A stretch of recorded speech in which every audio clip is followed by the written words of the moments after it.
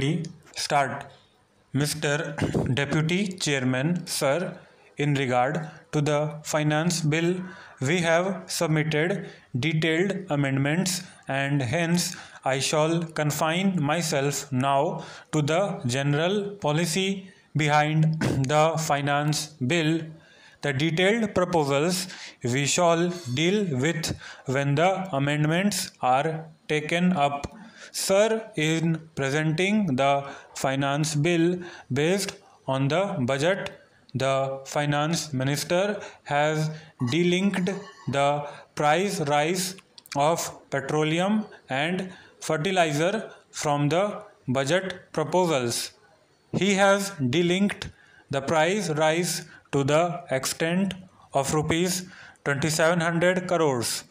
This petroleum and fertilizer price rise, coupled with the imports of about rupees 204 crores in the railway budget and rupees 445 crores in this budget in a full year, which comes to a total of about rupees 3400 crores, have had a very strong effect on the prices. These budget proposals have increased the inflationary pressure in the country. It is clear that the inflation this year will be a two-digit inflation. The national newspapers have predicted a 30% rise.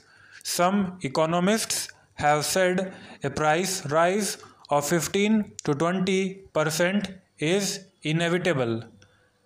As the Finance Minister has delinked the petroleum and fertilizer price rise from the budget, he has also delinked the anti-inflationary proposals from the budget. The budget is the weakest so far as the price policy or the anti-inflation policy is concerned. We have very great and an almost unprecedented price rise. I think the government had already said that the prices of petroleum products have risen by 37%. The price of oil has risen by 25%. The prices of all other commodities have risen by 10.5%. This is government own admission. This is government's own admission. Hence, in view of this unprecedented price rise, we had hoped for a massive, determined and resolute policy for controlling the prices. In the short run, you control the prices by strengthening the public distribution system. In the long run, you control the prices by increasing production. But so far as the public distribution system is concerned, there is not much emphasis on it in the budget. One of the colleagues of the Finance Minister has said in one discussion that he does not believe in any control. He said he believes in self-control by the trading people here. This kind of a statement creates confusion. But if we have to stop the price rise, there should be a strong public distribution system. But in our country, we have only 2.40 lakh fair price shops for a population of 700 million. Therefore, there has to be budgetary support to strengthen our public distribution system, and we have to have greater budgetary support for essential commodities whose shortage we are having. The allocation for textile mills in the public sector, which are to produce controlled cloth, has also been reduced. Government should have a very firm policy so far as prices are concerned. So far as speculators, hoarders and black marketeers are concerned, prices are rising, stocks are being built up and inventory is going up. Speculation is taking place by money from two sources, one from regular bank money and the other from black money. With regard to regular bank money, after the finance minister nationalized 6 banks, we have controlled over 91% of the banking resources. Still, some credit card is going to speculators because there is a cultural norm that whoever was getting credit will go on getting credit.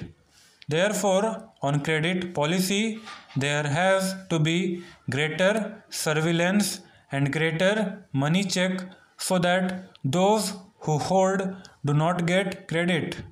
Otherwise, this anti-inflationary policy will not succeed. This is so far as white money going to speculation and hoarding is concerned.